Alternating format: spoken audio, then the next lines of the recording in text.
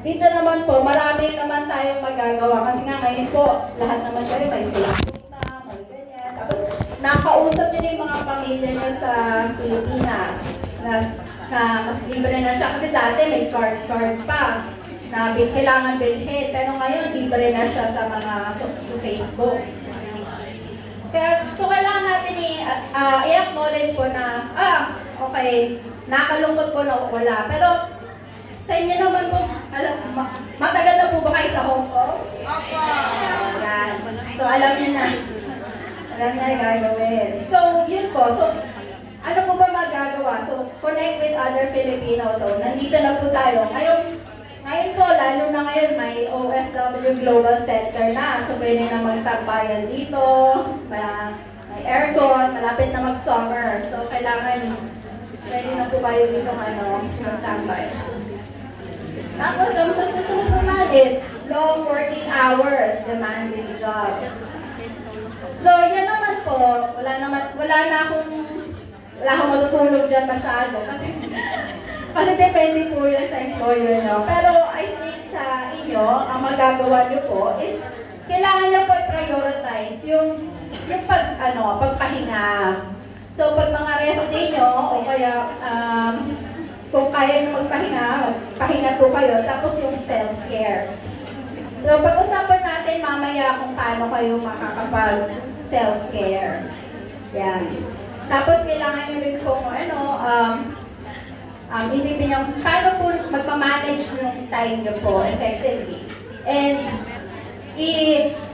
I think one of the things na kailangan nyo rin siguro is how to communicate your needs to your employers para may work-life balance. Kasi, syempre, minsan, hindi rin nila alam kung ano nararamdaman nyo.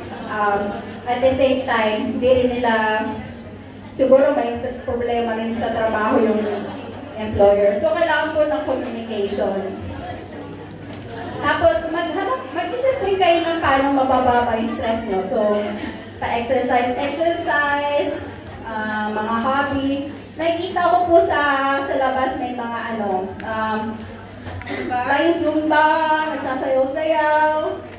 Ano ba mga nagko-cross-stitch. Parang, kahit naglaro ng parang. Ayun, may parang. Pero bawal na tayo. Kaya nga. Oo. Basta wag kayong bawal magsugal. Kasi, mahuli po yun. Tapos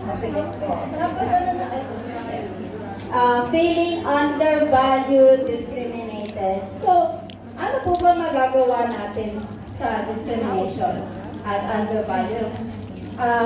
Nung ako rin po, nararamdaman ko rin naman po yung discrimination at dahil po yung ibang lahi minsan akala nila mataas sila. So, ang kailangan lang gawin is just know na yung pakitaan nyo lang sila na kung ano yung kakayanan nyo. Kasi minsan, people will bring you down. Pero pag pinakita nyo for example, nung estudyante ako, so they will always say, babagsak yan, hindi yan papasa. Pero, so yung nagpursige ako mag-aral, tapos yun, 4 years po yung kurso, tinapos ko siya ng 3 taon. So, sabi ko, bala kayo dyan, naiwan kayo. So, tapos ako po, naging partner po agad ako sa law firm, kung saan ako nagtrabaho. Habang yung mga kaklase ko po is wala pa rin, kakasimula pa lang kasi nga nauna ako sa kanila na tapos. So, kailangan nyo lang pakitaan sila na mas magaling kayo saka magaling kayo sa trabaho nyo.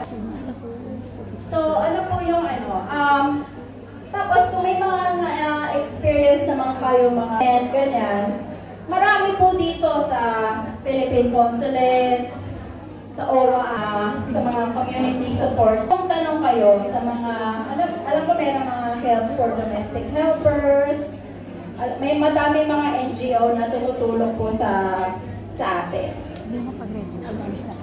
Tapos yung po, pag lack of